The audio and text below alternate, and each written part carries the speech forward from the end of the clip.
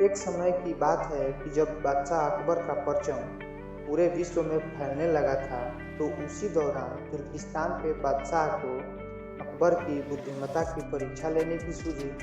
तुर्किस्तान के बादशाह ने अपने दूत को संदेश पत्र देकर कुछ सिपाहियों के साथ दिल्ली रवाना कर दिया। बादशाह ने पत्र में लिखा था कि मुझे सुनने में आया है कि भारत में एक ऐसा पेड़ है जिसके पत्ते को खाकर इंसान की आयु बढ़ाने में मदद मिल सकती है। अगर यह बात सच है तो मेरे लिए उस पेड़ के कुछ पत्ते जरूर भेजें। जब अकबर ने उस पत्र को पढ़ा तो वह सोच में पड़ गए। इस चिंता से उबरने के लिए अकबर ने बीरबल का सहारा लिया। बीरबल की सलाह पर बादशाह अकबर ने तुर्किस्तान से आए हुए सिपाहियों और दूत को कैद करने का आदेश दे दिया। सिपाही और दूत के कैद खाने में कई दिन बीत जाने के बाद अकबर और बीरबल एक दिन उनसे मिलने के लिए गए।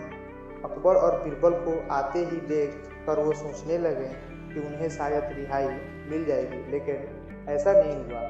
बादशाह अकबर जब उनके पास पहुंचे तो उन्होंने दूत से कहा कि जब तक इस किले की एक दो ईंट गिर नहीं जाती तब तक आप लोगों को हम आज़ाद नहीं करेंगे। ऐसा होने तक आप सभी के लिए यहाँ पर खाने पीने का पूरा इंतजाम किया जाएगा।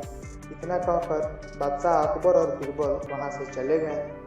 उनके जाने के बाद दूत और सिपाही कैद से निकलने के लिए उपाय सोचने लगे। जब कोई रास्ता उन्हें नजर नहीं आया तो उन्होंने भगवान से प्रार्थना करने लगे।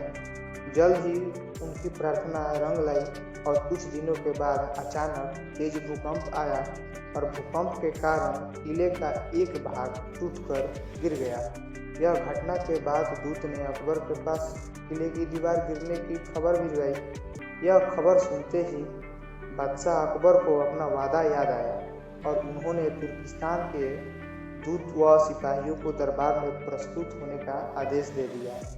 उनके दरबार में पहुंचते ही बादशाह अकबर बोले, अब तो आप सबको अपने बादशाह के द्वारा भेजे गए पत्र का उत्तर मिल गया होगा। अगर अब भी आपको समझ में नहीं आया है तो मैं आपको समझा देता हूँ कि तुम सिर्फ 100 लोग हो और तुम्हारी आह सुनकर किले का एक हिस्सा गिर गया। तो सोचो, जिस देश में हजारों लोगों पर अत्याचार होते हैं उस देश के बादशाह की आयु कैसे बढ़ेगी। लोगों की आह से उसका पतन तो निश्चित है।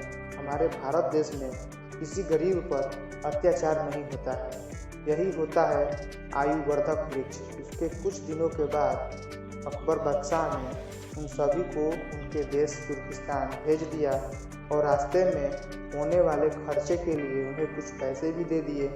दूत ने तुर्किस्तान पहुंचकर भारत में घटित हुई सारी बात विस्तार से अपने बादशाह को बताई। अकबर बीरबल की बुद्धिमत्ता देखकर तुर्किस्तान के बादशाह ने दरबार में उनकी बहुत प्रशंसा की। इस कहानी से हमें यही सीख मिलती है कि सभी के साथ प्रेम से रहना चाहिए और कमजोर पर अत्याचार कभी नहीं करना चाहिए। साथ ही वही देश तरक्की करता है जहां उनकी प्रजा सुखी और संपत्ति रहती है।